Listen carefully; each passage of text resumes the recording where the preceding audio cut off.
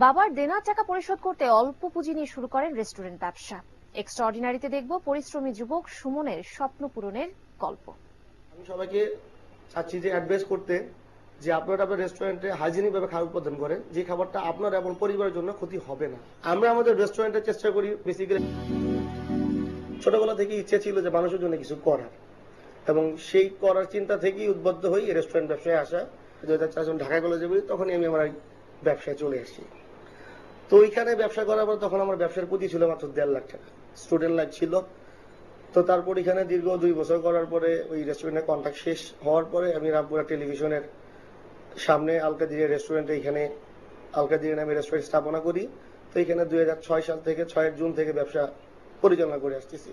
তো দীর্ঘ সুনামের সহিত দীর্ঘ 5 বছর ব্যবসা করার পরে, অক্লান্ত পরিশ্রম ব্যবসা করার পরে আমরা 2011 সালের আপনার জুন মাসে এই আলকাদিরিয়া রামপুরা বাজারে এখানে চলে আসি। এবং দীর্ঘদিন আমরা সুনামের সাথে ব্যবসা করতেছি। এখন আলকাদিরিয়া একটা রেস্টার কোম্পানি আর আলকাদিরিয়া লিমিটেড, তার আন্ডারে রেস্টুরেন্ট, ক্যাটারিং আর হলো ক্যাফে অন্তর্ভুক্ত। এখন আমি বিসিসি স্ট্যান্ডিং কমিটির মেম্বার। আমার প্রত্যেক মাসে আল্লাহ তাআলা ব্যবসার সুবাদে আমাকে একবার দেশের বাইরে রাষ্ট্রীয় সফরের সুযোগ করে দিয়েছে। আর বেসিক্যালি হলো আমার যে ব্যবসা ক্যারিয়ার, আমি চাচ্ছি যে আমার রেস্টুরেন্ট, আমি সবাইকে চাচ্ছি যে অ্যাডভাইস করতে যে আপনারা আপনার রেস্টুরেন্টে হাইজিনিক ভাবে খাবার উৎপাদন করেন, যে খাবারটা আপনার এবং পরিবারের জন্য ক্ষতি হবে না। আমরা আমাদের রেস্টুরেন্টে চেষ্টা করি বেসিক্যালি গ্রাহকদেরকে সঠিক মানে এবং ভালো খাবার দেওয়ার জন্য।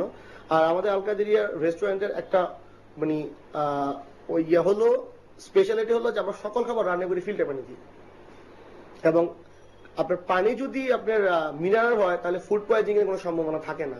আর আমাদের খাবারে কোনো রকম রং বা কেমিক্যাল নেই। তো বাংলাদেশে প্রথমবারের মতো আমরা একটা ফুড চেইন করতে চাই, সেটা হলো ফুড সুপার শপ।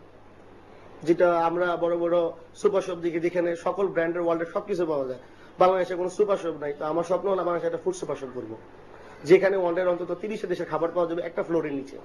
আর নতুন উদ্যোক্তা যারা উদ্যোক্তা, তাদেরকে বলবো যে আপনারা এই ব্যবসা যদি স্টিল থেকে যদি করতে পারেন, যে আমি মানুষকে ভালো জিনিস খাওয়াবো, কোনো ভেজাল করব না, হ্যাঁ, যদি এই সততা থাকে, ইনশাআল্লাহ আল্লাহ তাআলা আপনাদের উপরে ওটা উঠাবে।